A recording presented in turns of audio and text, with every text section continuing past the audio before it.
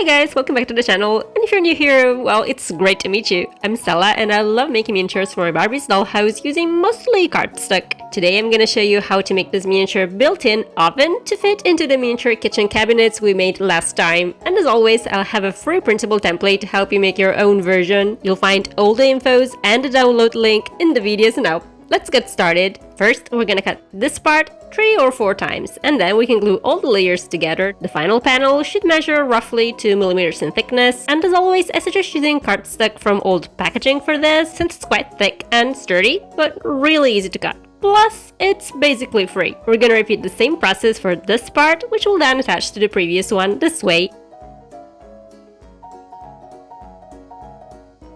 We're gonna have to color this little circle in the middle with black paint. Then we'll have to cut this part, and I recommend switching to lightweight cardstock for this one, because the design is quite small and intricate, and I find that it's easier to achieve precise cuts with a lighter material. We're gonna attach this layer on top of the previous ones, then we can cut this part a handful of times and glue all the layers in 2 groups, each around 2 mm thick.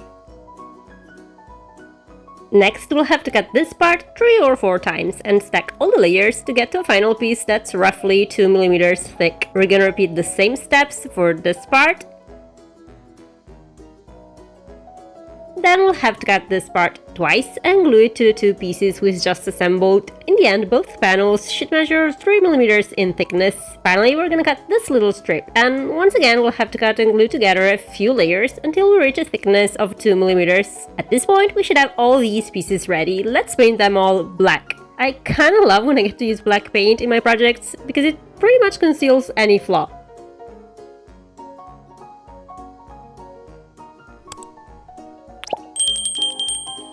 Once the paint has dried, I suggest placing all the panels between 2 sheets of kitchen paper and then under something heavy for a few hours. This will straighten them, and also the kitchen paper will absorb all the humidity left in the paint, preventing the panels from bending over time.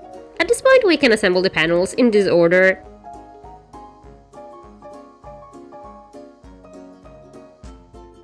To make the top element of the oven, we're gonna start by cutting this part a few times, and then we'll stack all the layers together.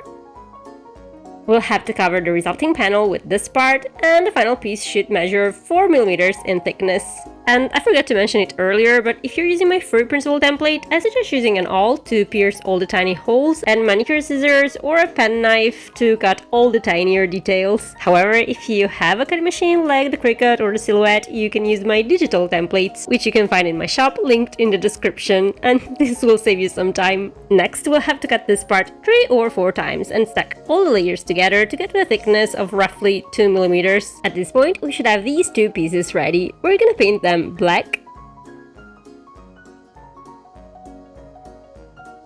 and then we can assemble them like this. Now, because the door of our miniature oven opens vertically, it will tend to fall down. To avoid this, I like to use mini magnets. If you haven't gotten them already, I really recommend you do, because they're pretty inexpensive and incredibly useful when making miniatures. I'll have them linked in the description along with all the other products I've used in this project, just in case, but if you're unable to get them, you can substitute them with a tiny piece of poster putty or double-sided tape. Next, we're gonna print these parts into either photo paper, or if you're looking for a cheaper alternative, regular copy paper covered in clear tape, which is what I did. We're gonna glue them to this part, and then we can attach the resulting piece to the base this way. Next, we're gonna have to cut this strip into copy paper and wrap it around an eye pin or a small piece of metal wire, adding glue as we go.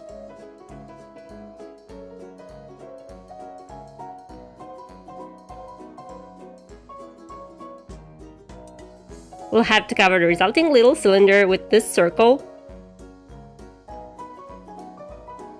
And then we can color it with black paint first, and then with silver paint to give it a chrome finish. We'll have to repeat the steps to make a second identical piece, and then we'll simply have to slide the wires into these holes in the oven's front panel and bend them like this so that the knobs won't fall out.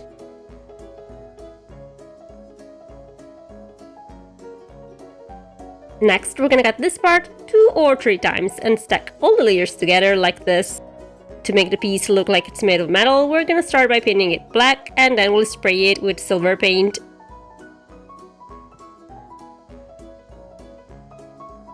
And if you're using my free printable template, you may want to skip this step and use a bunch of paper clips instead.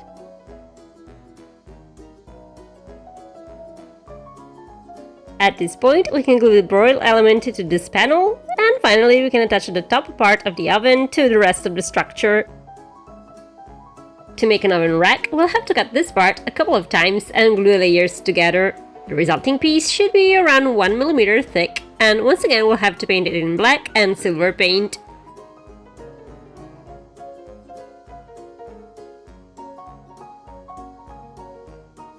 And once again, if you're using my free printable template, you can make the rack with paper clips as I showed you in my previous miniature oven tutorial. When the paint is dry, we can slide the rack into the oven at whatever height we want.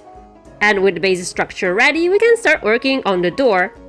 First, we're gonna cut this part and glue the two sides together like this. Then we can cover it with this part, making sure to fold all these little tabs inwards this way.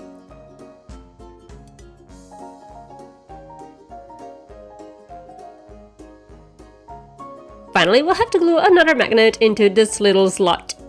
Next, we're gonna cut this part a few times and stack them all together to get to a thickness of roughly 3 mm. We'll have to paint the entire piece black.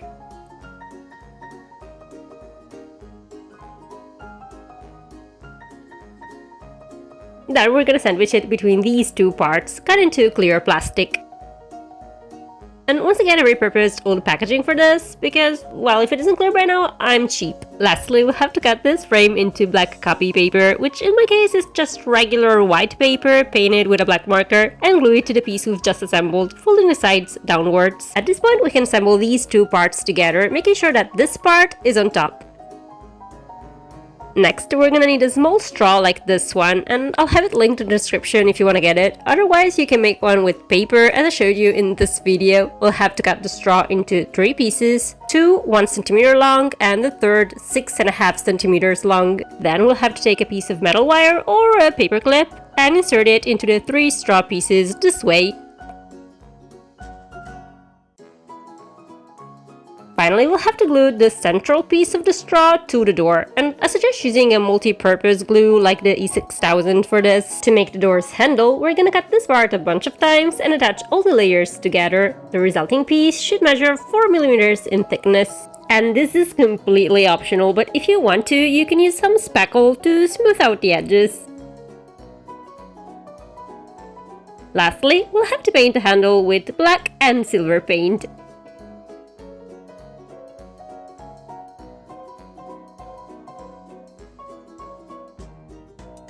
Finally, we can glue it to the door using these holes into the door's cover as a placement guide. Next, we're gonna print this part, cover it with a piece of clear tape, and then soak it in water for a couple of minutes. Then we can scrape off the paper from the tape, and finally we can attach this little sticker to a piece of metallic cardstock. And you can often find metallic cardstock in food packaging, so keep an eye out for it. We'll have to glue the little logo to the door. And lastly, we can attach the door to the oven by gluing the shorter pieces of the straw to the oven's base structure. With the oven ready, we can start working on the cooktop. First, we're gonna cut this part once, and this one 2 or 3 times, and then we'll stack all the layers together like this. The final piece should be around 2 mm thick. Next, we're gonna cut this little circle a few times and glue all the pieces in groups of 2 or 3 layers. We'll have to attach the resulting 4 discs to the cooktop's base using this template as a placement guide.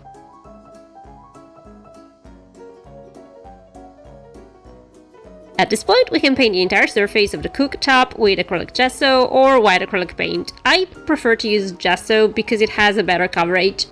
Then we can use UV resin or clear nail polish to give the cooktop a glossy finish. To make the burners, we'll start by cutting this little circle 2 or 3 times, stack the layers together, and then paint the resulting piece silver. Then we'll have to cut this part a couple of times, and yet again we'll glue the two sides together. We'll have to color this little disc with black paint, and then we can glue it to the smaller silver one this way. Next, we can use a dotting tool to paint a line of small dots all around the edge of the silver disc, like this. We should end up with this. We'll have to make a second identical burner, and then two bigger ones following the same steps. Lastly, we'll simply have to glue them to the cooktop, this way. To make the grates, we'll have to cut this part and fold it along all these lines.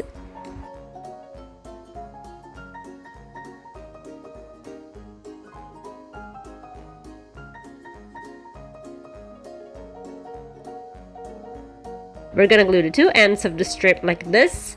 Then we'll have to use something like the handle of a small paintbrush to give the four corners a rounded shape.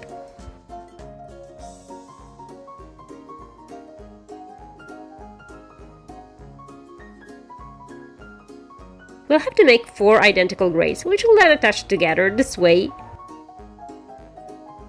Finally, we can glue the grates to the cooktop. To make a tiny knob, we're gonna cut this part and glue the two sides together. Then we'll do the same thing for this part. And finally, we'll assemble the two pieces together. We'll need to make 4 identical knobs, which we'll then paint in black and silver paint. And this time around, I decided to use nail polish for a more glittery finish. Next, we're gonna glue the knobs into these slots in the cooktop. Then we can use a fine tip black marker to draw a few dots around the knobs this way. And our miniature built-in oven is ready. Stay tuned because I have a few more kitchen goodies coming soon. As promised, here's a link to the free printable template, and if you haven't already, you can watch this video to learn how to make a set of miniature kitchen cabinets completely out of paper. And this is all for today's video. Until next time, bye!